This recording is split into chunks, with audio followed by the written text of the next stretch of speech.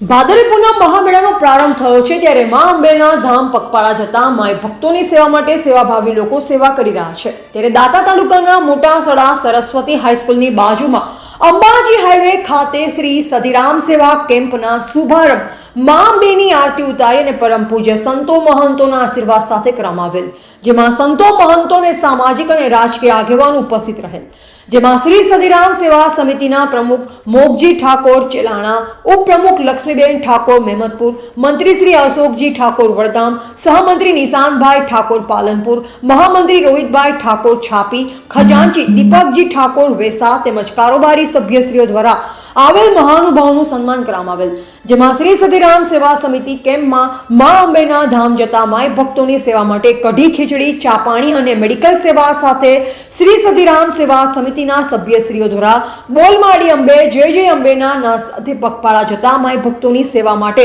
ભાદરવી પૂનમ સેવા કેમ્પનો શુભારંભ કરવામાં આવ્યો હતો।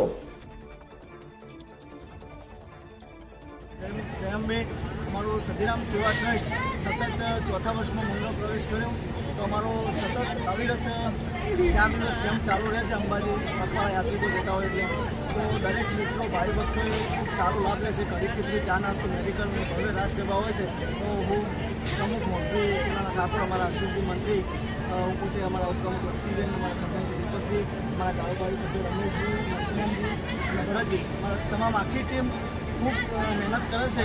એ બધા તમામ ટીમનો અને તમામ ભાવિ ભક્તોનો અને તમામ જે અમારા મોટાસડા ગામ લોકો જે અમને હેલ્પ કરે છે એનો ખૂબ ખૂબ આભાર, ધન્યવાદ।